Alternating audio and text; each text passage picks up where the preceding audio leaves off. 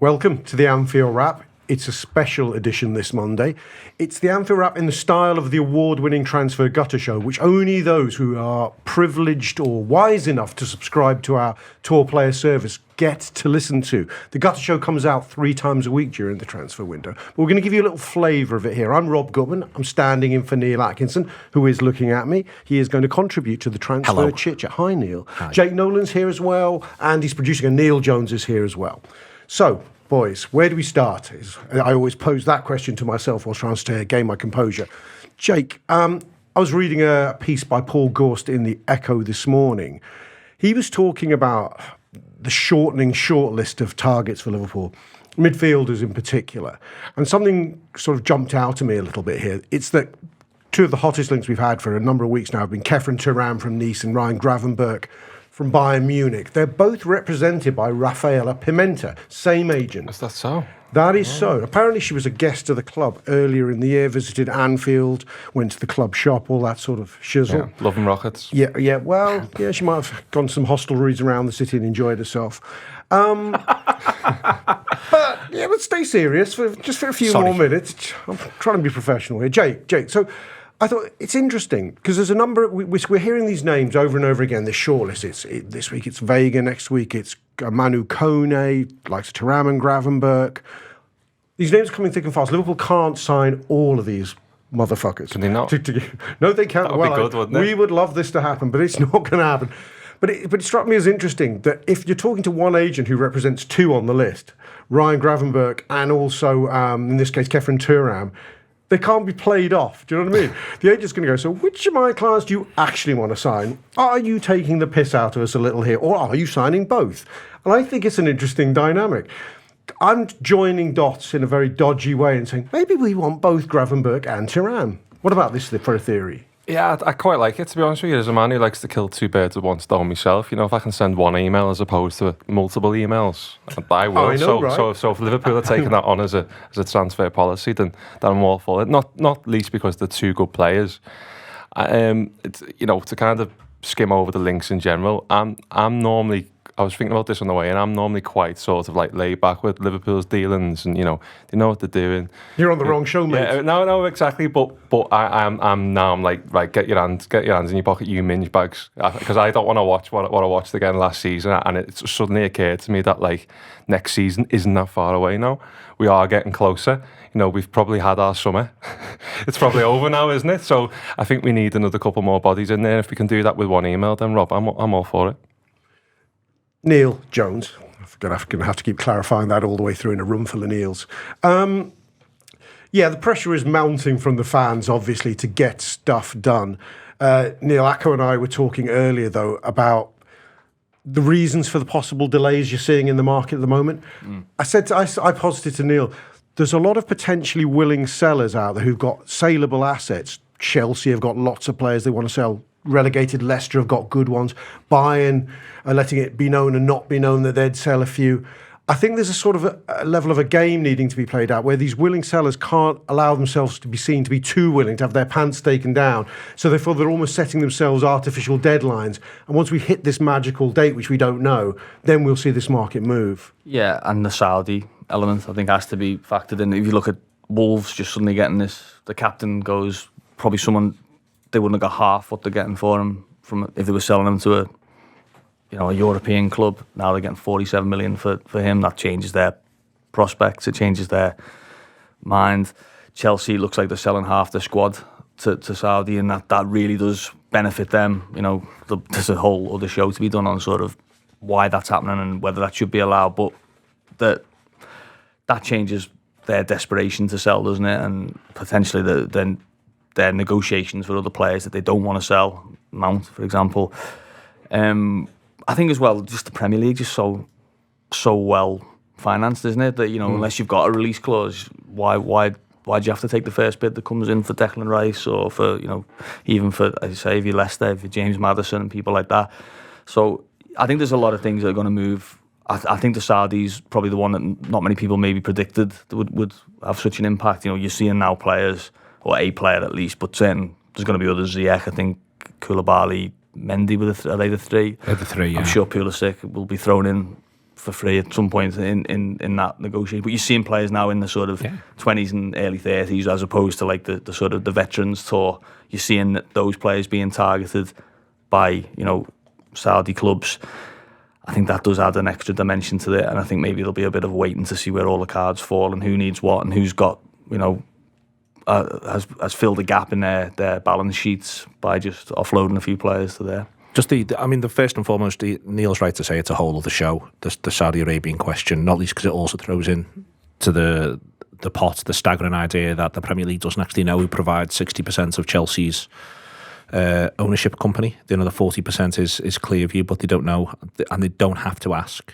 There's loads of bits of football. I think if you actually look at football for the last 15 years, if you want to go back to Abramovich, I think that one of the issues around conversations around football regulation and what the rules are and how the rules operate is that all the rule-making bodies are always behind the curve, and they've just been behind every single curve over and over again. I think the Saudi thing's deeply depressing.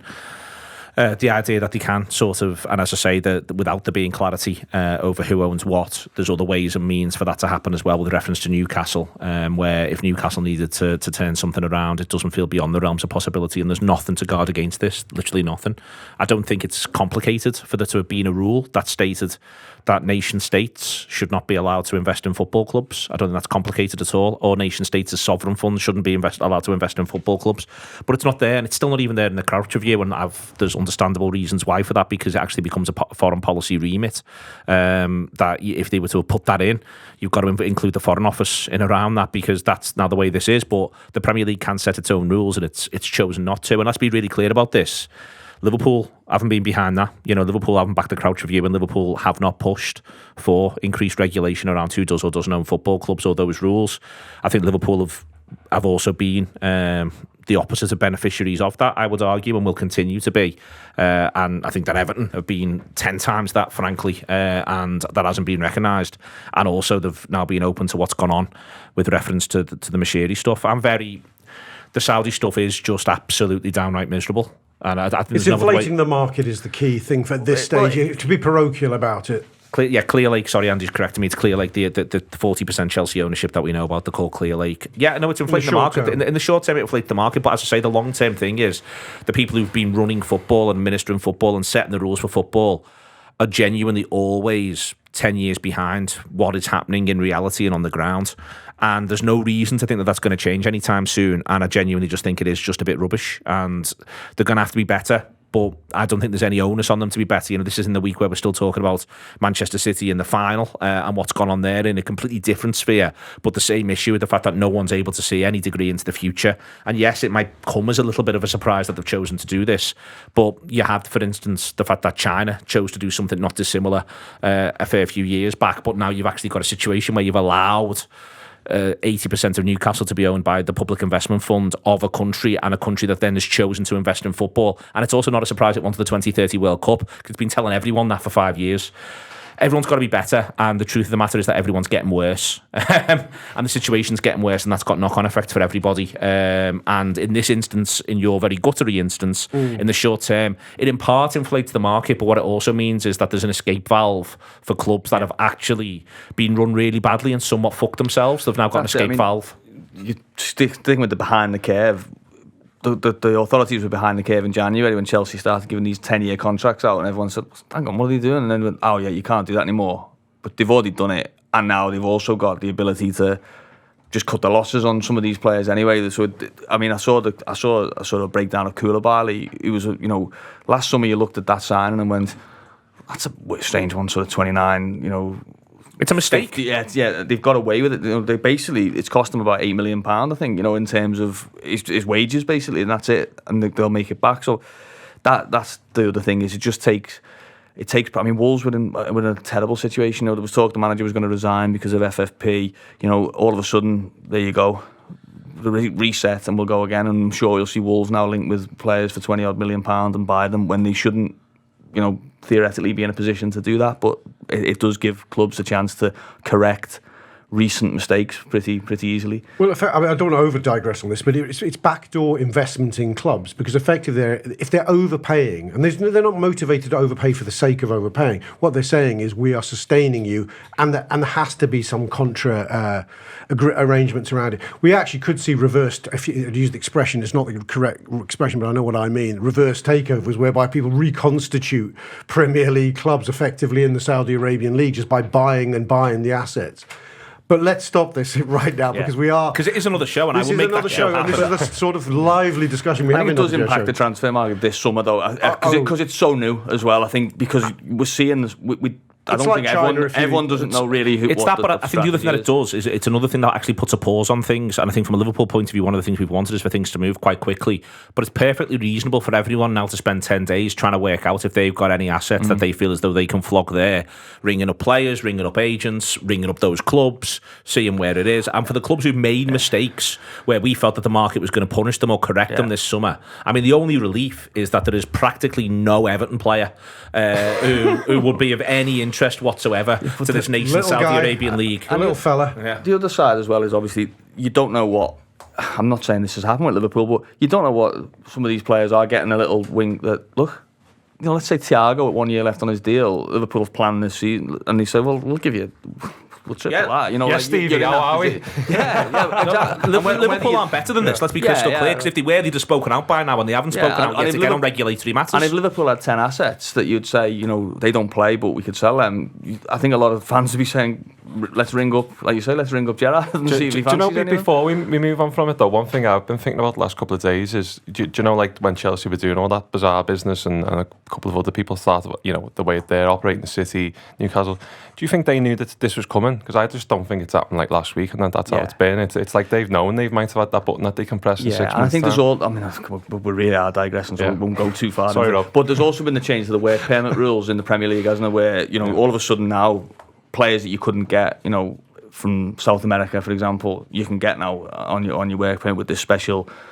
clause or special dispensation sort of relaxation of the rules. So there's a lot of things, but clubs have known about that for 12 months. They've been lobbying for that. So that's like sort of sees like, oh, that's a change of strategy. It's not really. Chelsea signed up some young Brazilians. I think Andre Santos in January, pretty much knowing that this was coming in. So I don't think clubs are in the dark about. Makes sense. These major things around it, they're probably thinking get in before the rule change comes in. They're all bad bastards, aren't they?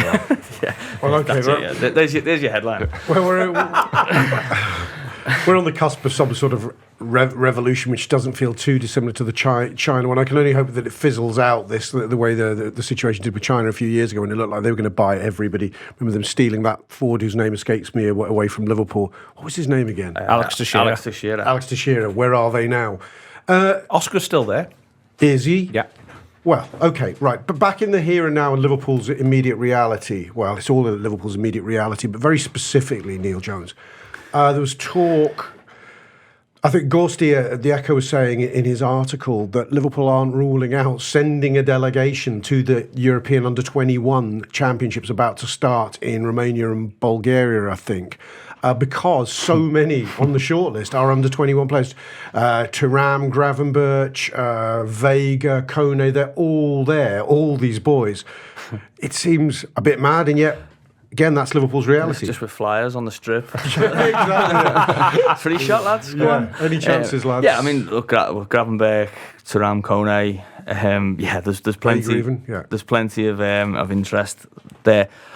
I don't know if that's the case, but I think it gives something for fans to get stuck into in this under-21s tournament, doesn't it? I think there'll be a lot of Euro pop YouTube compilations getting made in the next few weeks of Thuram against X and Kone against X, but I think it's clear. I think you can draw a sort of a decent line where Liverpool tend to buy players. We've said this. I think we said it on a previous show about McAllister. They tend to buy them when they've proven something, but they've got something to prove. When they're at an age where they're young enough to get better, but you can sort of have a decent look at where they're at, and they've played a certain amount of games in their club football, and usually it's between 150, 250. So most of those players, I think, fall into close to that category. Most of the players we've talked about, Gravenberch, Thuram, Kone, I think you've got Timber on this agenda. I mean, he's a defender, but he would go into that. So I think you can sort of start to follow these names and with a degree of confidence that at the very least Liverpool are interested in them rather than, you know, certain players. Like I saw links with Pavard, for example. As soon as you saw that, I think you just thought it doesn't really make any sense unless Liverpool are changing something. I think if you look at Gabri Veiga, he looks a little bit more of a gamble sort of player. These other guys, he's got a release clause. That's me. Yeah, that's me. And listen, there will be exceptions for if he is just an exceptional player. I'm not sure on that one, but I think these other guys who are at this tournament, I think there is general sort of an obvious thread that you can say, well, yeah, they fit the bill for Liverpool, and Liverpool are keen. Yeah, I'm noticing, Jake, with the links of these type of midfielders to Liverpool, that they are all almost in parallel getting linked to, let's pick some names, actually Chelsea, Newcastle, Man United even. And I think that's kind of fascinating. You can see why. It makes all the sense in the world, because these are teams all in or about the Champions League places. Either they got in last season, or they're hoping to get back in, or they might drop out. It's fascinating to me that we're all in a competition of sorts, and it's made me think about what the relative pitches of these sides are. And from a Liverpool point of view, well, we're not in the Champions League, so you might think we suddenly go to the back of the queue like we were years ago when we seemed to be perennially up against Borussia Dortmund and Tottenham of a summer, I remember. But this time out, I noticed something. The bookies released odds for the new season and for the title. Liverpool were second favourites. It's about 8-1. Depends where you look. 8-1 second favourites for the title. I kind of feel if I was, representing Liverpool, talking to an agent, I wouldn't be slow to point that out. I wouldn't be going to go, yes, Newcastle are in the Champions League, but we're still better than them. Yes, Man United are in the Champions League, but we are likelier to finish in the top 2 than they are in the top 4.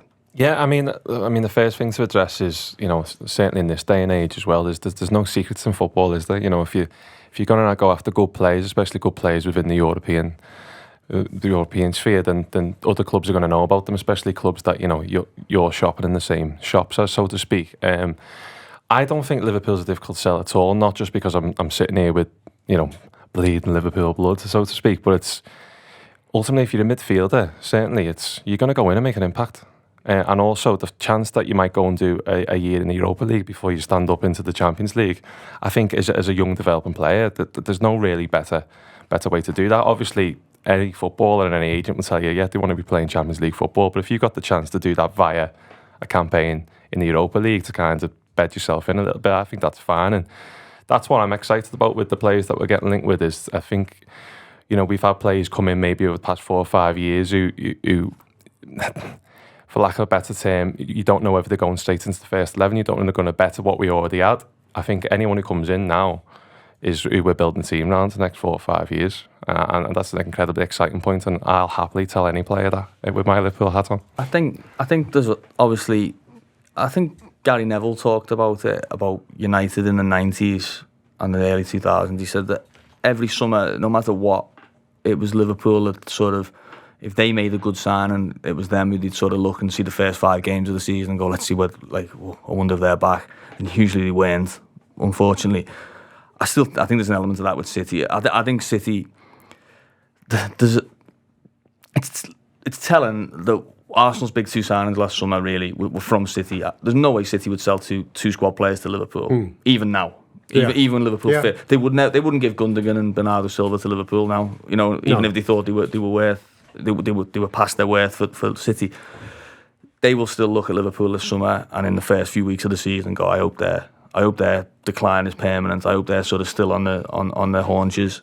That's the reason I think that bookmakers thing is, who are the ones that can take City? And there's only one team that's shown it. Arsenal showed it for a bit, didn't get to 90 points. Liverpool have done it 3 times in the last 5 seasons. They're the only ones that have shown that they can, over the course of a season, take City on. Yeah, course and distance is a thing. It was dead interesting. I did something that'll be out, I think, today with Jordan Jarrett Bryan talking about Arsenal behind our paywall, and I was out now, and he says it was interesting because he was like, it's hard that. It was intense, both on the show and then chatting to him afterwards. And Arsenal didn't go all the way, really. And in fact, they only had the intense bit for about sort of 2 months.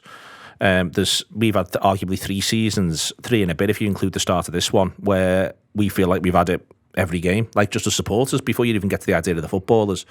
Liverpool got course and distance, and I think that is the key thing. You know, if you're going to try and go toe to toe with this Man City team, while simultaneously acknowledging, and I think it's really important to acknowledge, firstly, it's not absolutely infallible. It was in a situation where on game 28 it had 64 points. That was 20. It dropped 20 points by game 28. This time City, and more I think about it and talk about it is I want us to not think about them, ideally for sort of 10-12 games, the first 10-12 games of the season, in part to enjoy it more, but also because I don't think it does anyone good to feel like you kick off 1-0 down. The thing that happened to Arsenal, everyone used to say in title run-ins, I tell you what, it's good if you play first, or it's not. It didn't matter when you're going with City, and the reason why it doesn't matter is you just presume they're going to win. Mm-hmm. So if they haven't won, you're playing thinking, well, we've got to win because they're going to win. And if they have played, you're actually, they've probably won. At which point you think, well, we've got to win because they've won. Like it did, the force of it is, no matter what happens, they're going to win. So you've just got to win. And that's before you've kicked a ball. And it got to the stage at Liverpool as well, where when they didn't win, it put so much pressure on the game. It was like, that's the last one they're ever going to not win. You know, it became like, you know, I remember being in the petrol station outside St Mary's, second game of the season, the year Liverpool won the league and City drew with Spurs 2-2, and thought, that's a massive moment. And that was August. It was game 2. Yeah, and he'd been to the Euro Super Cup in the midweek, and Adrian was in goal, and the fan had nearly done his ankle and all. And it was like, wow, that was a big win for Liverpool. That was in August, and I remember thinking, I can't do this for a season. Like this is too much. And there was a moment this season, just gone, where I think they played. Who did they play? R5? Was it Brentford? Maybe R5 on a Saturday, and City had played in the day and beat someone. And I thought, it's lovely. This, I don't care. You know, I think they scored while I was walking up to the stadium, and City winning 1-0. Okay. Do you know what? On equal sentiments as well. You know when Coutinho bagged in a second on that day that we all kind of try and block out our memories.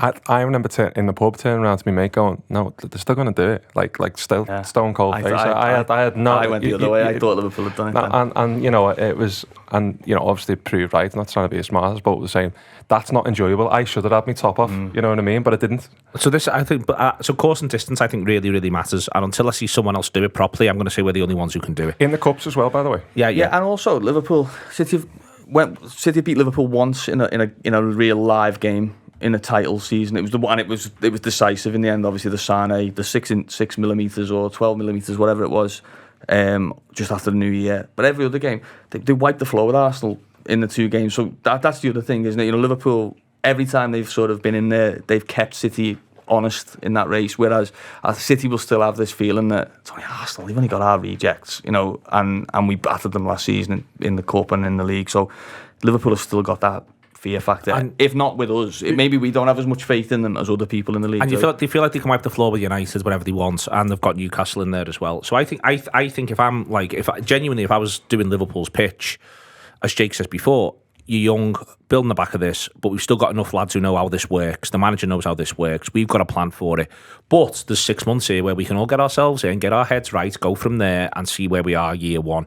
And the Europa League stuff, I think, does actually, it helps that process. It might not help you convince the players, but I think it helps that process massively because it's 6 games, group games where Liverpool, they can't play whoever they want, but they can at least have a look at different things as they go. Exactly. And you know, a young player coming in, you can quite clearly say to them, you're going to play somewhere between 5 and 10 European games this season. Whereas if you're in the Champions League campaign, you couldn't say that with a straight face. Starts. Yeah, exactly. Starts. Not just. We're not going to give you 10 minutes at the end. Starts. And we're going win it.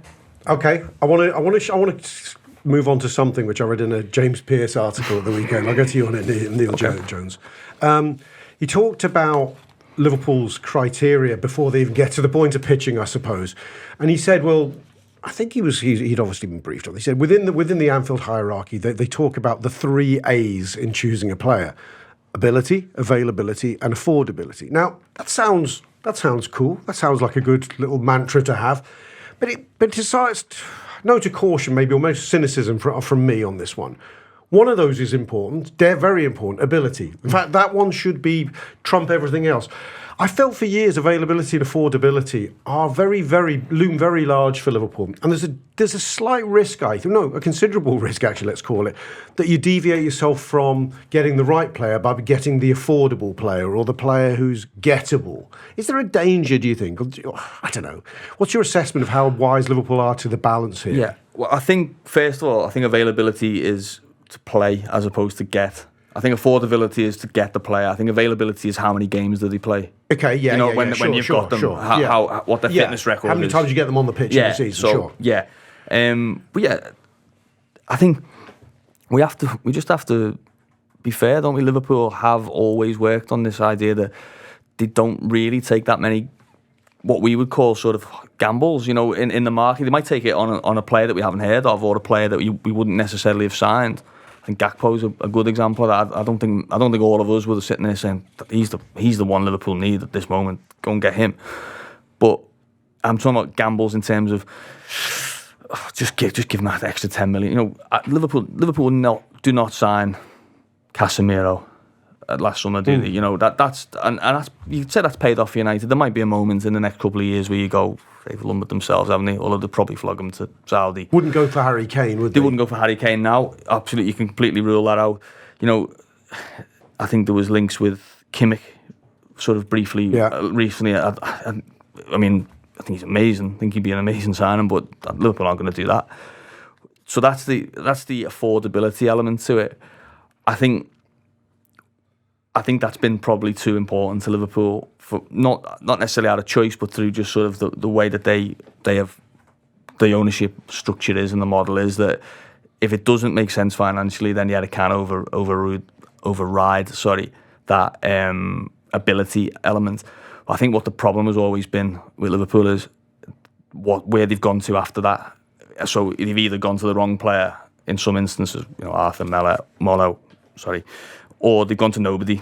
And I think that last summer was the biggest one, wasn't it? It was like, okay, are you telling me there was nobody who ticked the 3 A's last summer for Liverpool in midfield? I don't believe it. Personally, you might say, oh, we got done by Bellingham. We thought we were going to get him, and we took that gamble. I don't believe it. Personally, I think Liverpool could have signed a midfielder last summer who ticked those boxes. Yeah, okay. I want to talk about other factors outside of our direct control, which could be affecting our thinking, Jake. Actually, Klopp hinted towards the end of last season that Liverpool's targeting of type of player was being affected by the results they were getting with their new formation. Grist to that mill has been added by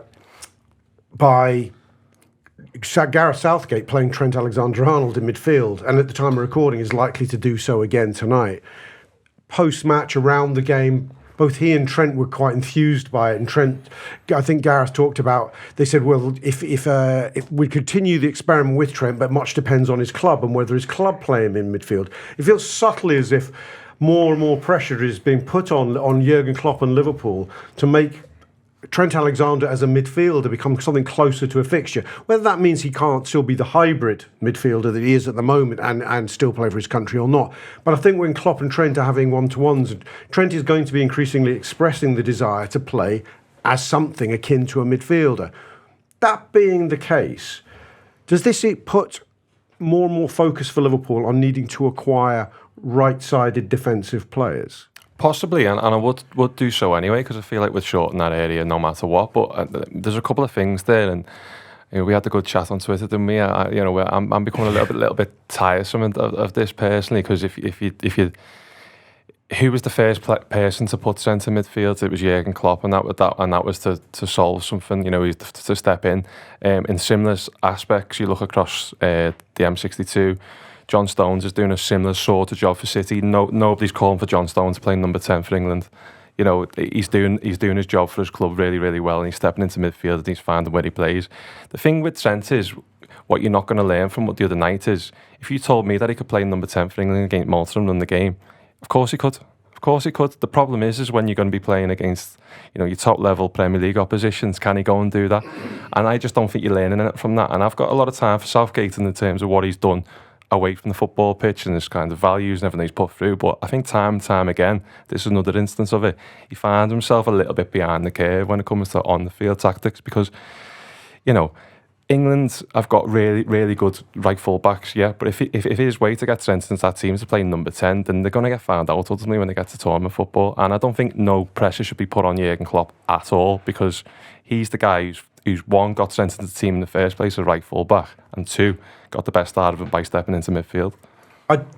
There's going to be differences of opinion, subtle differences of opinion on this. I think everyone's quite pleased. I mean, you and Jacob, and we're not entirely on the same page, but we're all broadly agreeing that there is a midfield direction of travel for Trent. I don't think anyone's really imagining that this time next year we're talking about Trent as being a right back in the sense that he has been for the majority of his Liverpool career. But regardless of what you think's the best solution, or all of us as amateur tacticians, the mood music around him in midfield, it is only getting louder, and it's only going to get a bit louder, I feel, for a while. And even though Trent's not going to bash Klopp's door down, Neil, there is a pressure there, even if it's a sort of implied pressure. Yeah, I agree. And I think that's probably the most interesting part of it. I agree with Jake about the Malta thing, but the flip side of that is Liverpool play some Maltas. You know, at least if you know he can do it against a lesser opposition where you've got all the ball, that's potentially 10 games a season in Liverpool, you know, in the Europa League or in the Premier League at home against teams that sit deep and do these things. They're not, Malta obviously not at the level of Premier League clubs, but a team that low blocks. Their approaches and the sort of game that you're going to be playing in is a little bit similar. But I think the biggest thing is just how he seems, Trent, and I wonder what that conversation's like with Jurgen. Is it a case of, this is it. This is where I want to play. You know, look, give me a chance in pre-season. I'm gonna make it so you cannot not put me in midfield. That might be the case. I mean, I'm not sure what Jurgen's reaction would be like to that. I don't think what's been happening can go on for the whole season. I don't think you can have him doing those two roles. The hybrid role. I mean, I thought it was exposed enough in the last games that Liverpool did well in and won in it. You know, there was games where you're watching Nottingham Forest and Tottenham and Leeds sort of being precarious, and you're watching going, just put someone there. Just put someone there, stand on their left winger, and it wasn't happening. And it was thinking that you can't do it the whole season. Canate will be dead. You know, if that carries on, you know, from just doing sprints for the whole 90 minutes. Trent will be in a bad position, you know, physically. So something will have to change, whether it's just a subtle change of Trent, just okay, we've got everyone sort of on pins that you're going to do that, and now you can just go and have loads of space on the right, or whether you start playing a right back in there with him, which we haven't seen yet really, have we, apart from for England. I think there's a lot to figure out, and it's going to be interesting because I think the first question Jurgen gets asked from a press conference is going to be, apart from transfers, is going to be Trent, and what are you going to do with him? What's going to be next? 100%. The problem with the idea of if you're not going to persist with this, or let's start off with if you're going to persist with this, but you're going to use him higher, then he presumably plays where Henderson plays. But Henderson doesn't get on the ball as much as he gets on the ball. Yeah. So that's gone. That role would have to change. That role would have to change. If you go back to playing the idea of the way Liverpool used to play, then, you know, with the 2-3-5 in possession or 2-5-3, depending on how you look at it, then you need someone else to go and play outside of him. And the point of the three, when it was 2-3-5, was that three existed to build a platform for the five to go and play.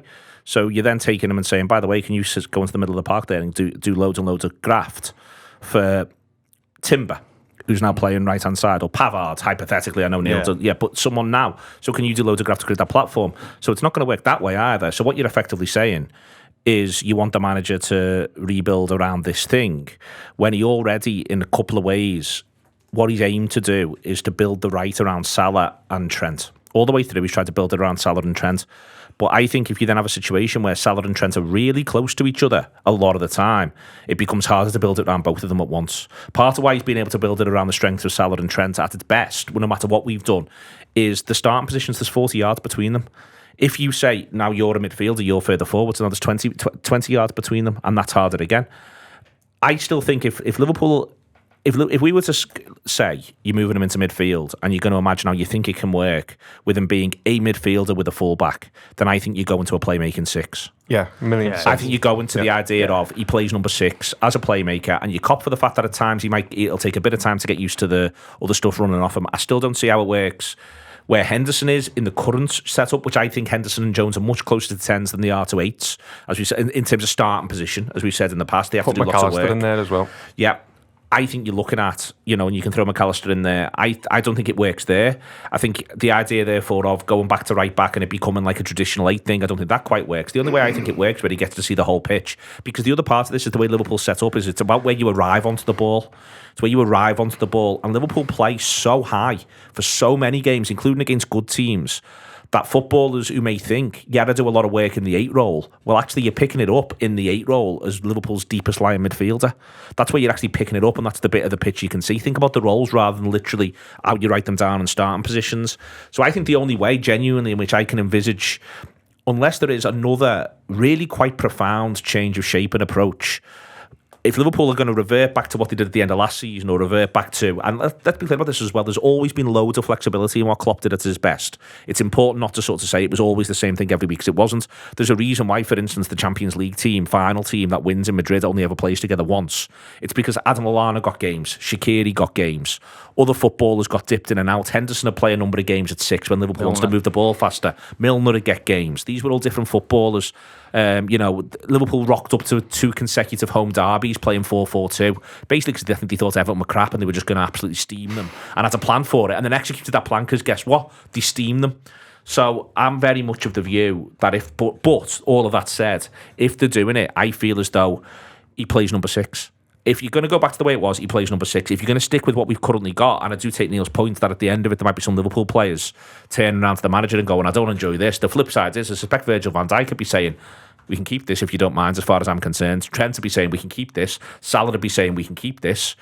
But I think you'd end up in a situation where I don't quite see where it works, where you think you're going to get this full range out of him, unless he plays as the deepest if we're playing a 3-man midfield. I don't think it works anywhere else. I've got a mad shout, not for this season. You're going to play him left wing? Because I play him left wing. No. Hear me out. Well, you're not miles off me. I'm wondering if Trent is possibly our Salah succession plan in the longer term. I can see Klopp reverting to his Dortmund 4-2-3-1. Trent could go wide of the 3 as he played during the youth teams. Salah could drop as a 10 in between times, by the way. He has experimented with Salah as a 10. You could have Núñez ahead of him or whoever. Neil, am I mad? I don't think you're mad now. It crossed my mind that at some point Liverpool do have to start looking over the cliff and going Van Dijk, Salah, Robertson. Yeah. Obviously Henderson's probably there now. What do we do here? Imagine the player Liverpool sign when Mo Salah leaves. Imagine the pressure that he's going to be under. Coming in the side. What you got 14 goals by Christmas? Get him out of our club. That's the level we're talking. So I wouldn't say Trent is a replacement for Salah, but if you can get him into a position where he's just De Bruyne style player, you've got less need for a Salah doing those kind of things, Yeah. So you've got, I can see that element to it where. But what you're talking about though is it works if you've still got 2 years away, by the way. But also, but this is the big thing on the idea of the post Salah thing is that in our heads, and I think it's really important. Just because we've had a period of time where the main goal scorer plays off the right, that doesn't mean that's always the case. I mean, most football teams have the main goal scorer as a number 9. There's a couple of other things. We haven't yet seen Núñez, have we, in that position where he pretty much should be the one who benefits the most from Trent in midfield, shouldn't he? Because he's the one who makes those runs that Trent finds with those straight-ish sort of chip through balls. We haven't seen Thiago in the same team as Trent, because that would be wild to see Trent doing midfield and Thiago doing midfield. And so I don't think we ever will. Yeah, I mean, I don't think it's any coincidence that Thiago was fit for a bit of that, and Curtis played ahead of him, didn't he? And Henderson played. So, and then they sent Thiago for the operation, which they might not even have had to do. But they felt comfortable enough to say, you go and get yourself right. There was 12 months ago, if Thiago's fit, I mean, look at the fuss around the Champions League final. That was the big talk. That was it, wasn't it? Please, Thiago be fit. Get him through this warm-up, make sure he plays and all that. There's a few things that still haven't been tried in this position. And I also think that the other one for this season definitely is, where's Fabinho at? What's the sort of... Was was that just a sort of or was that the horror movie that I suspect? I'm on that side of the idea that was the end of Fabinho or the beginning of the end. Yeah. If not, if he gets back to a level where it's just the old Fabinho, but that opens the door for what Neil was saying as well. Changes, it gives you a lot more possibilities. And I think Trent stepping in there did help Fabinho towards the back end of the season as well. So especially the way that we set up. But just to draw a line of the Trent thing as well is like, I think where I get annoyed with it slightly is like, because I think people look past what you get from him in wide areas, the assist and everything he brings. Yeah, we have just watched him getting legged by full-backs, and the big thing in this is he looks like he's enjoying his football more, which is always important to me. Like I always think it looks great, but this and by the way, Liverpool deserve huge credit, by the way, that they've produced a player who could literally go on whatever position on that field and do a job and do a bloody good one. But I think when the England thing comes in, I need the rest of the country start chipping in. That's when I get annoyed, because it's like the Gerrard Lampard thing all over again. It's like they think they know the answer when they really don't. I've watched Gerrard play left, but how he can play with Lampard, that's because he's playing against Bulgaria. You know what I mean? You get found out when they play in the World Cup, and I think it's a similar sort of thing again. And again, with to use the Gerrard comparison, he got the best out of him when he played in right midfield on number 10. They were his best numbers. And he wants to play centre mid. The problem with the Trent thing, with the England involvement, ultimately is that unless Liverpool are winning every week, and even then, it'll now be contentious whatever he does. So the Trent and the manager and the club are now on this hook, and they can't get off it. The reason why is because some of it's hugely positive. I think there is an awareness amongst people who write and talk about football in a more national sense than sort of focusing in on Liverpool, that he is one of the country's best and most excellent talents of his entire generation. And by that I literally mean the 15-year block. I don't mean like a generation like it's every 3 years. I mean like literally he'll be one of England's best. He's one of England's 3 most talented players for any 15 years that he plays in. That will be the case front or back. That's how good he is. That's how special he is. But what that means, though, by extension, is that he drives clicks, he drives engagement. Neville loves talking about him, so that's going to happen every Sunday and every Monday. Does me head in as well. Every Sunday and every Monday, he's going to get highlighted. He is box office all round, and that's really good, because the reason why he's box office is because he's absolutely brilliant. But there are negative stuff for that. In that, as I say, unless you're winning every week, and also this other thing, whilst he is also nominally marked as a defender, most of the time you can see the goal, a defender's not done something very well. That's literally how football operates. Testify. So you're going to end up, you're going to end up always around that. But his mental health, as Jake has alluded to, effectively, the boy's happier not being a scapegoat, whether he's a fair. We're all happy getting on the ball, knocking about against Malta, though, aren't we? Yeah, exactly. And the thing is that Jurgen Klopp's job is to win games of football for Liverpool. Yeah. It's not to assuage Martin Samuel or Gary Lineker or Gary Neville or insert name here. But to a degree, he needs Trent Alexander-Arnold, but he's got 10 other players, and as we said before, I suspect with this change of shape, Virgil van Dijk's happier, Fabinho's happier. I also think you haven't yet seen any evidence of Trent not wanting to do the hybrid role. I mean, I'm saying that he's going to. I think you struggle over the course of a season physically and probably mentally as well, because I'm guessing it is quite draining to go, right, I've had 130 touches of the ball, but also I've got to do these recovery runs when they bring on a fast left winger who is going to target that area. We haven't seen any evidence. All I've seen really from his body language is positive. I've actually seen him sort of almost like he's been re-energised in the sense of. And that's been great to see, hasn't it? Genuinely, not enough's been said about that. I don't think. No, absolutely not. And what also does it say about just him as a player? Listen, Gerrard's a great example, really, because I think. A great sort of piece. It was actually about Fernando Torres, I think it was about, but it was about Gerrard, and said how many players of his ability would be willing to put up with as much as he did in his career, in terms of not put up, but Steven Gerrard looking and saying, why is Momo Sissoko playing in the position that I should be playing in? Like, have you not seen us play? Like, I can do all that stuff better than him, but he did it. And what's it say about Trent? The idea that okay, yeah, it's not, I'm getting a lot of, I'll go in midfield and sort of help Fabinho out, or, I'll do a bit of both, or, I'll if you think Reece James is better than me, go ahead, stick me in midfield and I'll see what I can do. It says an awful lot about his sort of courage. That was the chat back then, wasn't it? Like, I remember it. I grew up in that era, Gerrard was always, do you want to play centre mid? And he was playing out right, or doing right back. or doing Torres' doggies for him up top, but when you look, even David Beckham actually had that chat around him. He was always played wide right, always wanted to play in the middle. Exactly, but that when you look back at now, like, you know, you used to see Gerrard make a tackle and the clock would roar, or he'd ping one and you go, great ball. But when you look back at it now, actually, he'd done his best work for Liverpool when he was in the box scoring goals or putting a 5-yard pass in for Fernando Torres. He's memorable. Gerrard, I've been going to Gerrard a little bit, and I think Trent will be similar. He's memorable for what he brought out of others as much as what he did. He done some of the most spectacular things I've ever seen on a football pitch. But when you think back to Gerrard's career, you think, God, Torres flew when he played with him. God, Suarez loved playing with him, didn't he? You know, you think of Michael Owen. You think of like those players that, wow, he made them better. And I think Trent, you know, for someone who's so spectacularly gifted, the fact that he will do what's needed for the team, you know, in midfield, right back, wherever, I think is a massive feather in his cap, and I think it'll really, it'll go underrated at the sort of in the wider discussion, the national discussion. It shouldn't do among Liverpool fans. We are going to be Trent chatting for the rest of the summer and all time, it may be. Neil, have we got any notices before we wind up for this edition? Just in general, people would like to subscribe, more than willing to do so. A couple of bits and pieces will be coming out for free this week, which will be really good. But if you can support the Anfield Wrap, there's ways to do so. You just subscribe through apps or through the website. And we'd like people to do that because there's also loads and loads of really good shows behind the paywall as well. Yes, this a sample of a gutter show, transfer gutter show, which you've been listening to. We'll be doing more of that throughout the summer. 3 a week. There's 2 more this week. You're doing tomorrow? Tomorrow, yes. The next one I'm going to be giving you some Barella action. We haven't had time to cover it today. We might actually have the chance to talk about transfers on that one. Yeah, we might talk about some action. Yeah, well, there's going to be some Barella chat, some Mickey van der Ven chat, and I'm really hoping for some more Kefren Turam vibes. Yeah. Tune in.